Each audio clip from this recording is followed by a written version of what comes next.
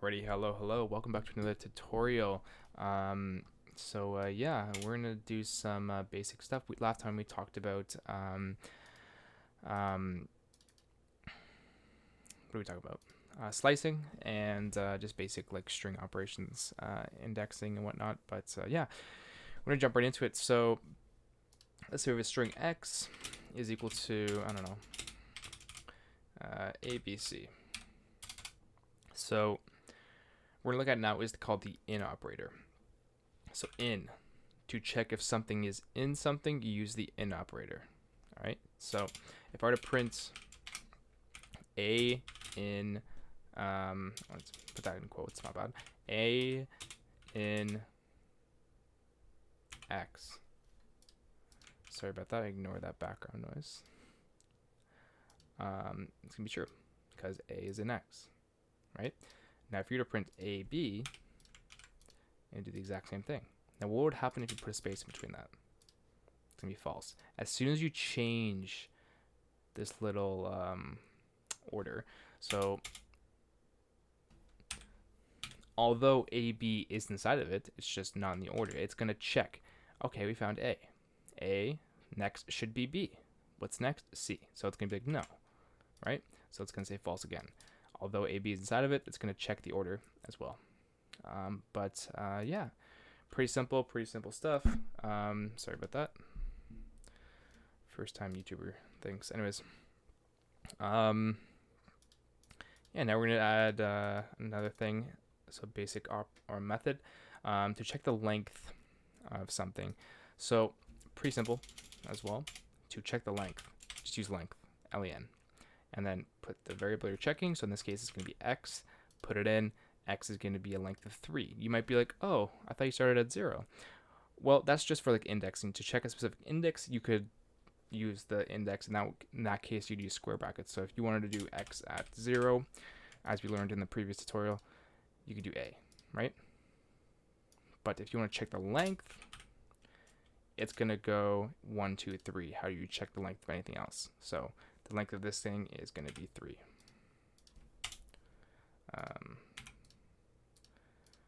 There you go. Anyways, yeah. Now we're going to check another thing. So we have a thing in Python called character escaping. So we got these little backslashes or ticks after certain strings or lines that basically signal Python to skip a line or add a tab. Yeah, so simple as that, just \n. What is this going to do? It's going to print a new line after it. You can't see it, but I can assure you it's there. So we'll do y is equal to dog. I don't know. Very creative with my names here. If I print x and then y, y, you see how it skips onto a new line. If I get rid of this \n, it's going to print on the same line. But yeah, simple as that. We also have another one called \t. What is that going to do? It's going to add a tab. So same thing. Think of it. Remember this right here. That has a little space in between it. Now, with that, it adds a little bit more space. Yeah, that's \t. Just means tabular. Just means to add a tab, but like a tab space. Yeah. Now we have some more basic string methods. So Python is full of methods, just like any other language. So one that you might use a lot is going to be, let's get rid of this stuff, the upper and lower method. So to make everything in this string, to, ignore that, sorry, to upper, you just do x dot upper, and then it's going to do that. Going to change that to ACB in lowercase all to uppercase. Now, if you wanted it, let's call it ABC to lower, Just do the exact same thing, but with lower.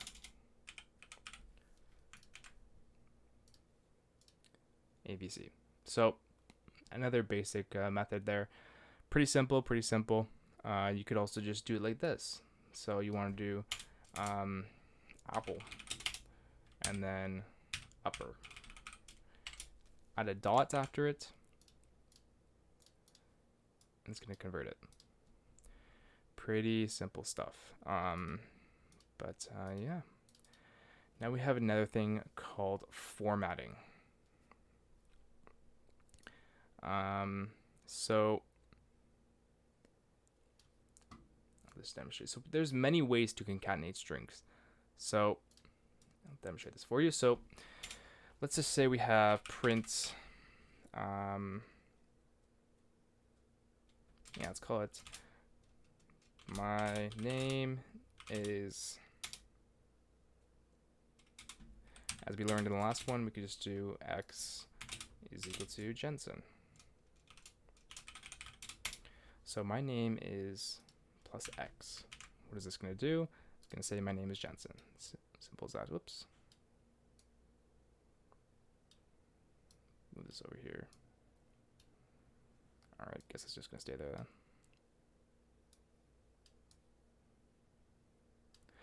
All right, so we have that there. I actually kind of like this better. Then you guys can see everything. Anyways, so yeah, we have my name is Jensen.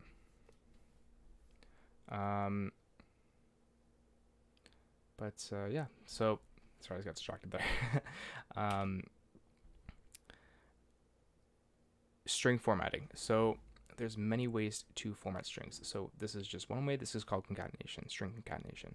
We have another one called string formatting, which basically is as simple as this. So we have, ignore the background noise again.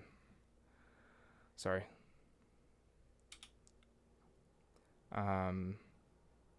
So if you wanted to do something like this, it's as simple as doing this. So this S just means string. So this little percent operator right here is used to combine the string with variables. So this one with the S will indicate a string. The D is used as a, so if you were to use a D for something like this, then that would basically mean just like a numeric, like an integer or something like that. But yeah, so now if you do this, print it out. Ooh, incomplete format. You know why? I didn't include the S there. Sorry. My name is Jensen. Same thing. But yeah. So if you wanted to use a number in this case, if you wanted to use a number, it's like x is equal to 5.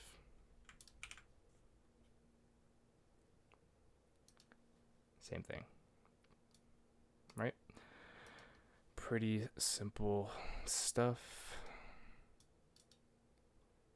All right, now we're gonna move on to some more. I really want you guys to practice as well as you go along. Try and follow along with the tutorials. I know I'm moving a little quick here, but yeah. Now there's another one, the F string, or formatted string literals. So we learned concatenation, which was the plus, so like dog, and then the plus, cat 1, like whatever that one was. But we also learned the formatting, just basic formatting with the percent signs to kind of like format the strings better. There's another type of string formatting called formatted string literals. So in this case, this is called x is equal to Jensen again. We're going to use the same example. So we'll do print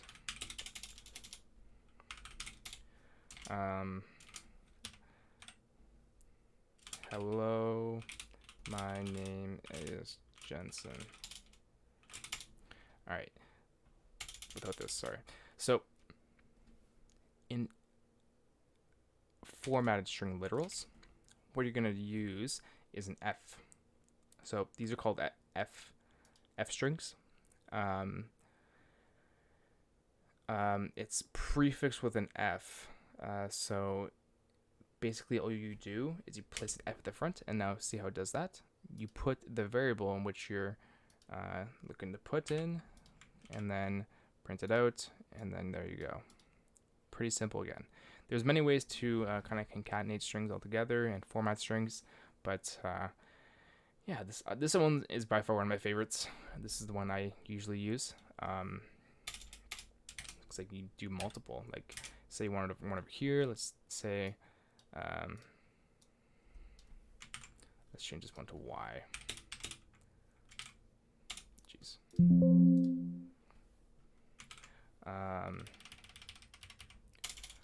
Yeah, let's change this to Bob.